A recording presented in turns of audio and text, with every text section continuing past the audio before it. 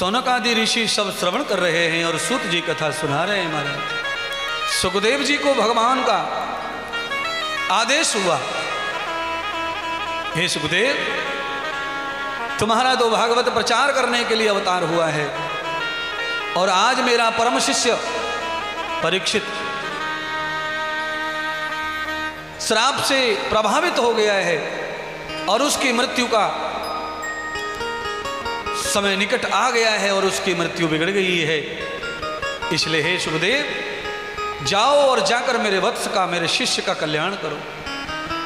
भगवान सुखदेव जी का सिंहासन हाला भगवान नारायण की कृपा से।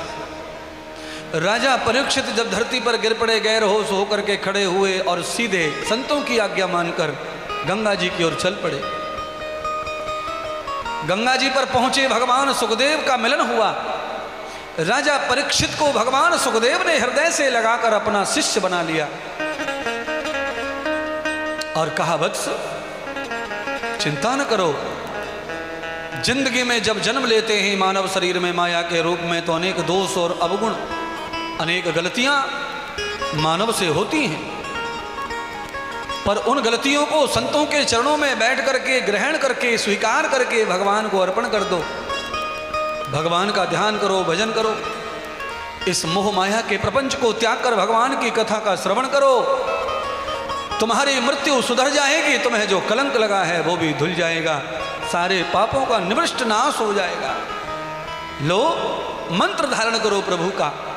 भगवान कृष्ण का मंत्र दे दिया सुखदेव जी ने, इसका जाप करो। कंठी धारण करवा कर आसन पर बिठाकर कहा, अब भगवान पार ब्रह्म परमात्मा की कथा का श्रवण करो वत्स। 7 दिन में यह कथा अवश्य ही तुम्हारे समस्त शोक संताप को नष्ट करेगी और तुम्हें नया जीवन प्रदान करेगी। भगवान सुख से सिंहासन पर विराजमान हो गए। भगवान के शरण में बैठ करके राजा परीक्षित ने प्रार्थना पूर्वक कथा श्रवण करने का संकल्प लिया।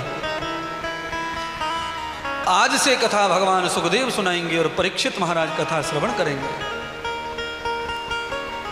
परीक्षित महाराज ने प्रणाम करके कहा, गुरुदेव मुझे माफ कर दो, मैं बहुत बड़ा अपराधी हूं, मैंने संत का अपमान किया है और संत के अपमान का बदला चाहे मुझे जो दंड मिले मैं दंड भोगने को तैयार हूं, पर मेरे मरने के बाद मुझे कोई कलंकित न करे, संत को अपमानित करने वाला व्यक्ति न कहे, मेरी मृत्यु का मेरे दोष समाप्त हो जाए। संत का अपमान, संत की आज्ञा तोड़ना मेरे लिए मौत के समान है। इसलिए हे गुरुदेव कृपा करो, मुझे वो मार्ग दिखाओ जिससे मेरे शरीर पर लगा हुआ लांछन दूर हो जाए।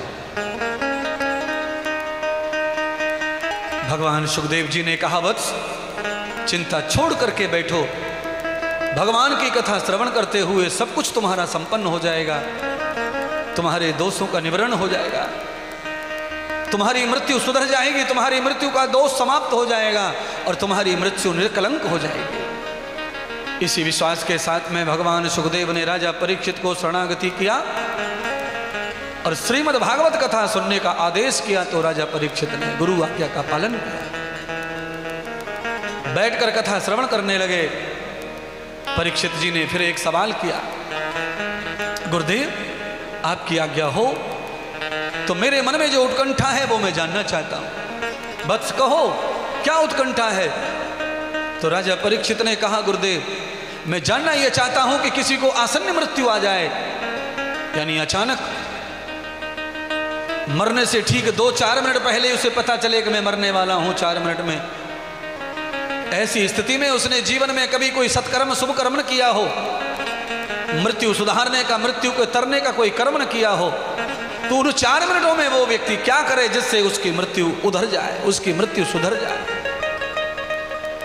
राजा परीक्षित ने जब प्रश्न किया तो भगवान सुनाने लगे, राजन मृत्यु से एक क्षण पूर्व ही अगर जीव परमात्मा का हो जाता है तो उसकी मृत्यु सदैव सदैव सुधर जाती है, चाहे वो कितना भी पापी क्यों ना हो। तत्क्षणम न विभानते ब्रह्म, पापात्मा से पापात्मा भी अगर मृत्यु के क्षण भर पहले परमात्मा का हो जाए, चित्त से, आत्मा से,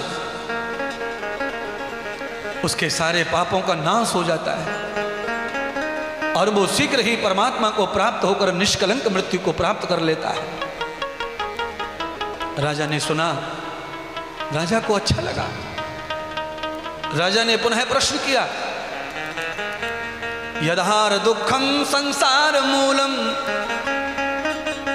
ये जो संसार है दुख भरा, जिसमें दुनिया सुख ढूंढ रही है, बोलिए, रक्त के कुंड में अमृत कोई ढूंढ रहा हो वो मूर्ख ही होगा।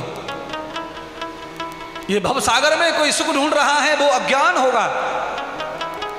पर ये दुखों का भंडार, ये दुखों का सागर, ये भवसागर रचने वाले ने रचा क्यों?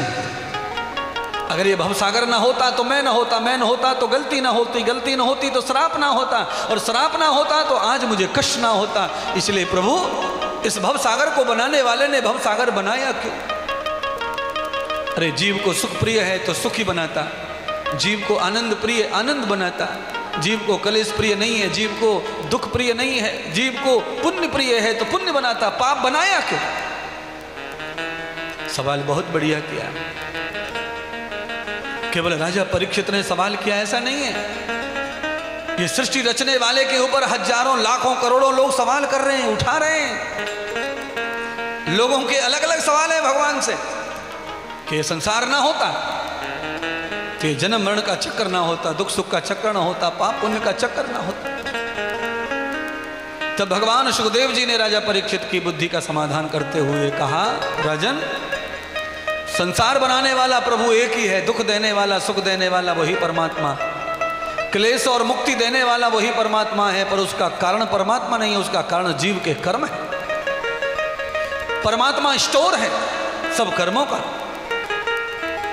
जीव कर्म करते समय स्वतंत्र है, परमात्मा उस समय भी उसके हृदय में आकर के उसे अपराध से पाप से डराते हैं, प्रेरणा करते हैं। पर जीव माया बस होकर, जीव स्वार्थ बस होकर के अपने दुष्ट कर्म में प्रवृत्त हो जाता है, और जब वो कर्म करता है तो परमात्मा उसके संग संग शक्ति बनकर घूमते हैं, बार बार समझाते ही नहीं मानता है तो कर्म करने के लिए स्वतंत्र छोड़ देते हैं, और जब वो कर्म कर लेता है तो उसका जो भी संस्कार बनता है, परिणाम बनता है, वो परमात्मा के बैंक में जमा हो जाता है, ब्रह्म उसे धारण कर लेते हैं। समय आने पर कर्म का फल देने के लिए, कर्म से मुक्ति देने के लिए ही परमात्मा संसार की रचना करते हैं।